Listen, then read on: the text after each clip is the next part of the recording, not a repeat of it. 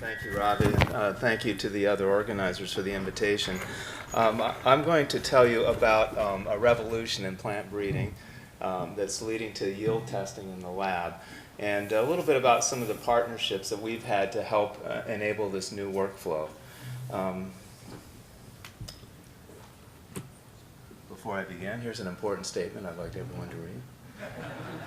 It essentially says, don't use anything I say for investment purposes. Okay. So we had a preview to this. This is the history of food production in the world. And we do have a challenge coming with growing populations and essentially a need to double food production by 2050. But the good news is we've been hugely successful in doing this in the past, and doing it with really constant inputs.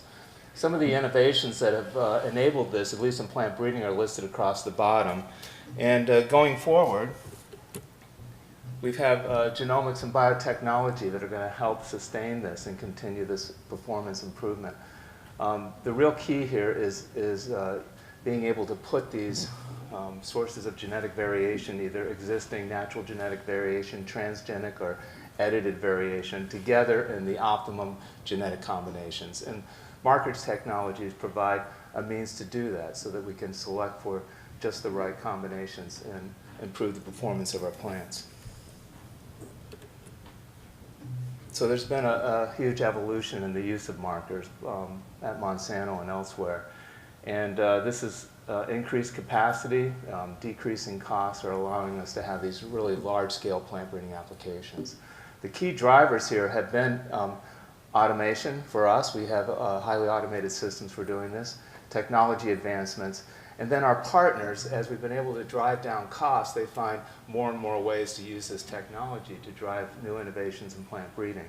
So you can see that graph on the right, famous graph we show a lot, that shows our decreasing costs on the red line and then increasing output on the blue line. And we've really scaled that output, and today we're producing more than 1 billion data points that we use towards selection in the company. Now we've been able to drive this evolution through essentially 4 generations of robotics and technology applications. I'm not going to take you through that, but I did want to highlight just a couple of the innovations that have helped driven this. A really important one for us has been seed chipping, and the picture on the left shows how we used to sample plants, and we still do for some species, but this is people in the field collecting leaves with leaf punches, stuffing them in tubes, putting them in a rack, sending them into the lab. So it's labor, land intensive, it's time consuming, low throughput, it's ergonomically not great, and people make mistakes.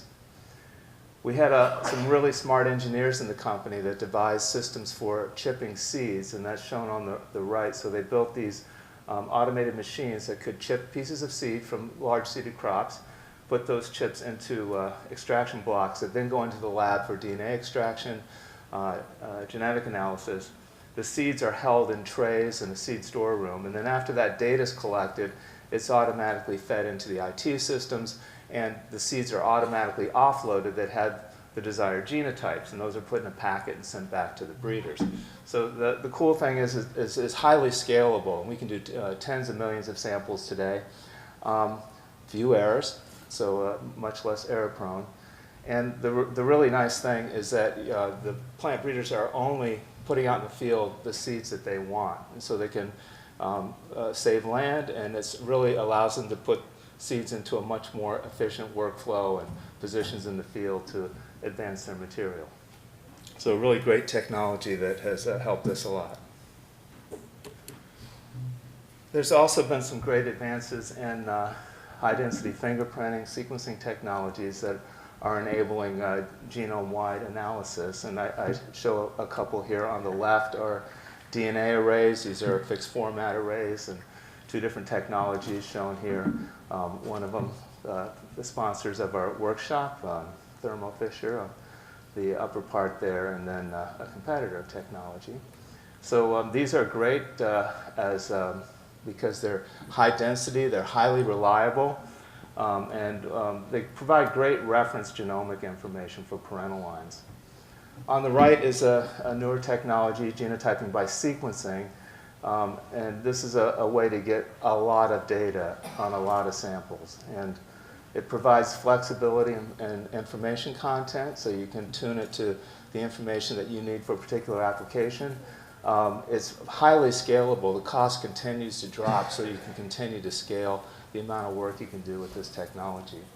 So at Monsanto, we've used this to convert testing in the field to testing in the lab. And you can see on the left there aerial view of a field about 14 acres. We can test the inbreds that would have gone into that 14 acres of yield trials on a single chip, a proton chip that is run in the ion proton. So it allows us really to scale that yield testing in the lab, and I'll tell you a little bit more about that.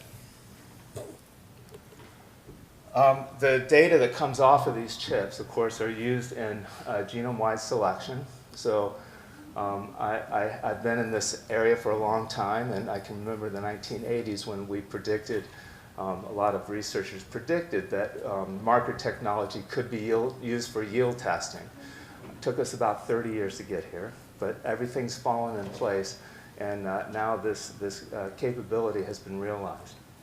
The process is just outlined briefly here, involves genotyping breeding populations, and then assigning haplotype effects from historic marker trait data. And at Monsanto, we've been doing marker analysis and trait phenotyping for decades. And so we have a great history of data that we can use to build prediction models for how haplotypes should affect various traits.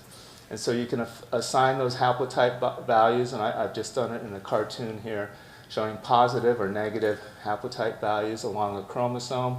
Do that across all the chromosomes for an individual and all the traits that you have estimates for. And then you can estimate trait values by summing those haplotype effects. And you can do it for all the traits for which you have training data.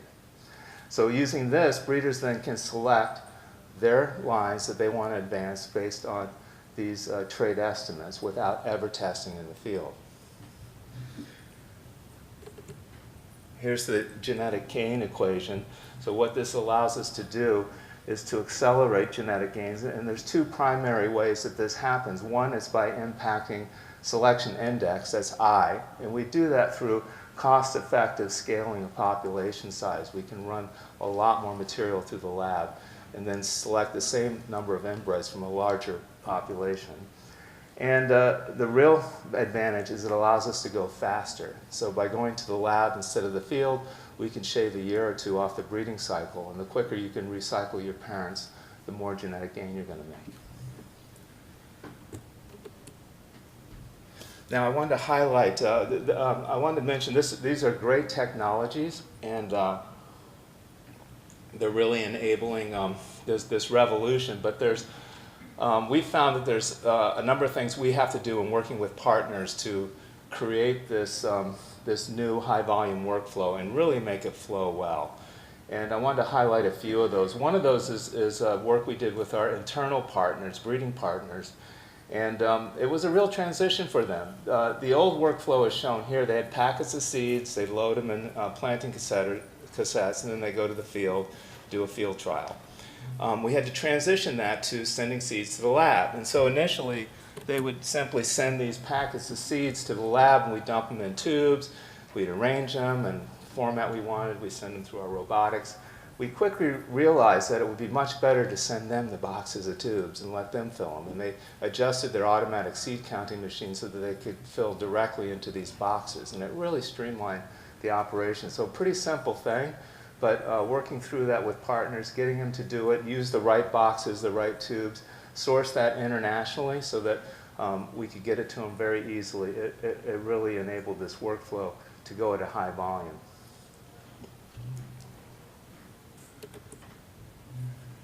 We've also worked a lot with our vendor partners. I'm going to highlight a couple of examples here. This is the basic workflow in the lab, the basic steps here.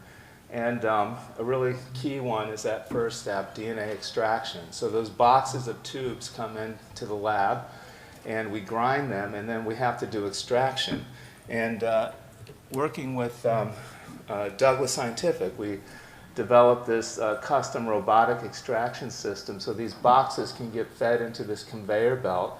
They go straight into this, this robot. There's a crude extraction process that happens here, and then the output is a 96-well plate that we can then go on and do a purified extraction.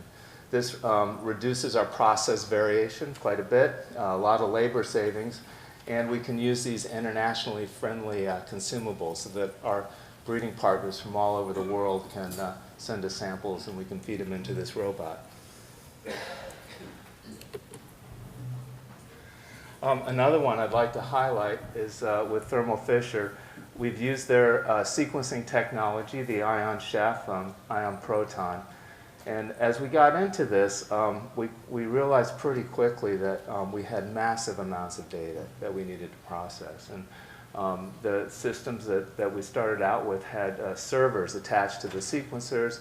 Processing the data on those took a long time. And so we collaborated with them to establish a cluster in a centralized place so that we could port the data to the cluster, do all the sequence processing on that cluster, and then speed things up considerably. So this was really a time saver. And I can't emphasize how important time is in this process. The faster you can go, the more times you can run your instruments and the more you can scale your volume. So going fast is really important.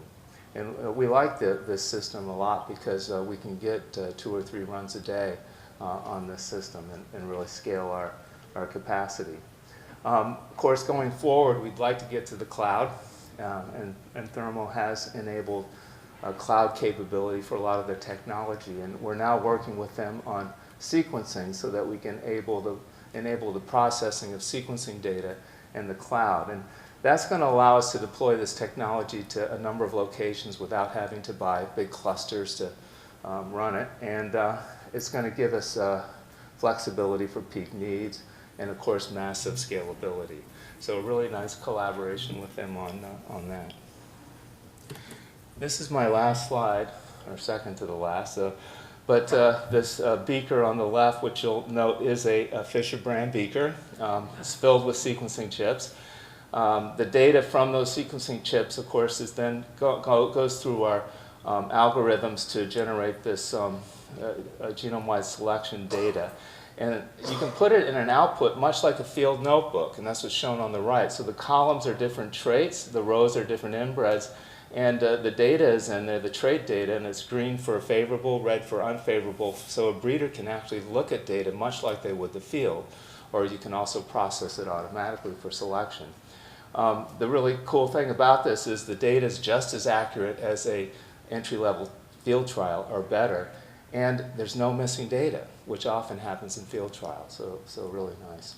That beaker is full of chips, and we estimated that that beaker contains all the entry-level field testing that we did for North America in 2013. So we can process this in several weeks, and we've actually been able to scale the output of the size of the breeding program 4-fold through bringing it to the lab like that. So the technology comes just in time. We've got 2 billion more people coming to dinner, so that's good. And I just want to acknowledge a whole list of vendors and other folks that we've worked with. Many of them are here. Some of these vendor names are old and I know have changed. I want to highlight the Molecular Breeding Technology Group at Monsanto, the group I lead, and then of course Thermo Fisher, who's sponsored this nice workshop. So with that, I'll finish. Thank you.